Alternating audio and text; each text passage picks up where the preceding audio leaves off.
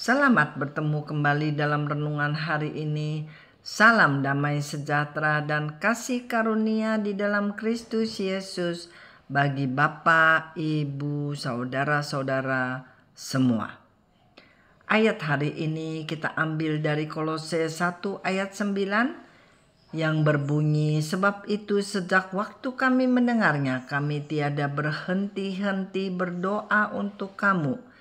Kami meminta supaya kamu menerima segala hikmat dan pengertian yang benar untuk mengetahui kehendak Tuhan dengan sempurna. Saudara-saudara, jadi bagaimanakah cara kita mengetahui kehendak Tuhan yang benar dengan sempurna? Dengan menerima hikmat dan pengertian dari Yesus. Kenapa dari Yesus? Sebab dialah sumber kebenaran itu sendiri. Jadi mencari kebenaran ya harus dari sumbernya, yaitu Yesus. Kita lihat dari Kolose 2 ayat 3. Sebab di dalam dialah tersembunyi segala harta hikmat dan pengetahuan. Saudara, dari manakah pengetahuan kita peroleh dari ayat tersebut? Dari bangku sekolah? Bukan, dari Yesus. Jadi pakailah waktu yang berharga ini cukup dengan anak-anak kita untuk bermain. Anak diberi waktu yang cukup untuk bermain yang berguna. Kita beri mereka pengetahuan-pengetahuan takut akan Tuhan dan kebenaran-kebenaran dari Alkitab yang sangat berarti bagi mereka pada waktu bertumbuh. Iblis melalui pendidikan berusaha menarik anak saudara melalui masyarakat di sekitar kita dan melalui pendidikan. Gelar-gelar dari anak yang diperoleh hanya di bidangnya masing-masing. Kalau menghadapi bidang lain, mereka kurang ada kesempatan untuk berkembang. Padahal orang tua kita dan kita sendiri mempunyai banyak kesempatan dan waktu menekuni banyak hal, belajar banyak hal, dan bisa menguasai banyak hal. Dari mana?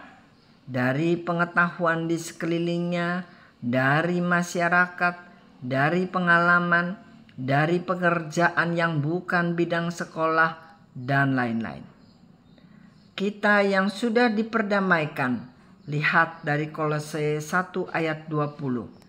Dan oleh dialah ia memperdamaikan segala sesuatu dengan dirinya, baik yang ada di bumi maupun yang ada di surga, sesudah ia mengadakan perdamaian oleh darah salib Kristus.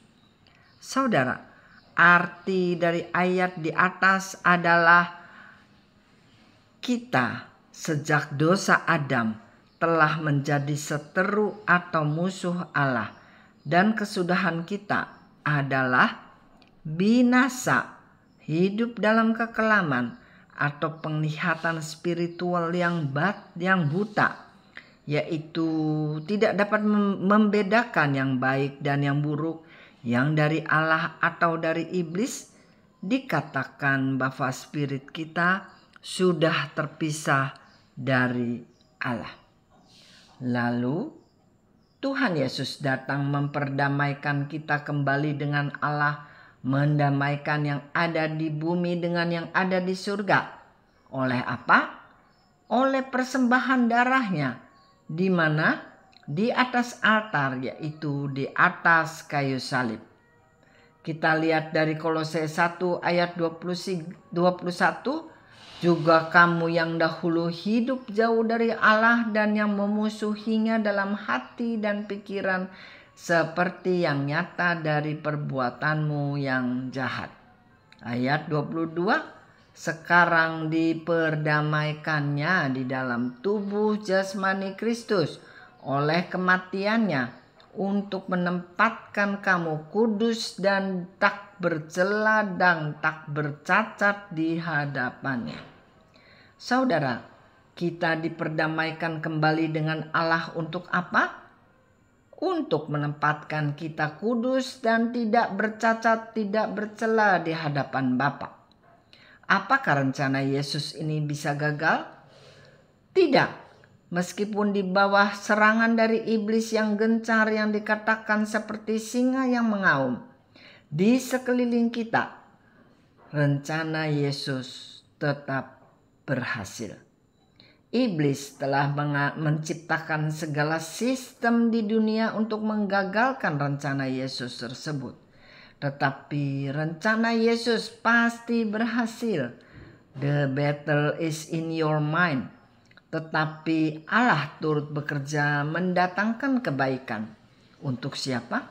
Untuk kita. Agar kita tidak bercacat dan tidak bercela pada akhirnya. Kita lihat Kolose 1 ayat 23, sebab itu kamu harus bertekun di dalam iman. Tetap teguh dan tidak tergoncang dan jangan mau digeser dari pengharapan Injil yang telah kamu dengar dan yang telah dikabarkan di seluruh alam di bawah langit dan yang aku ini Paulus telah menjadi pelayannya. Saudara, iman Yesus yang semula telah dikaruniakannya kepada kita berupa keselamatan, jagalah dengan baik, supaya sampai pada akhirnya dia akan menemui iman di bumi. Jangan sampai iman yang berharga itu tergeser oleh apapun juga.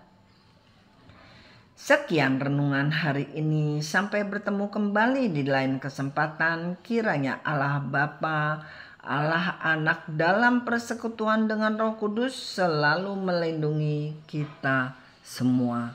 Amin.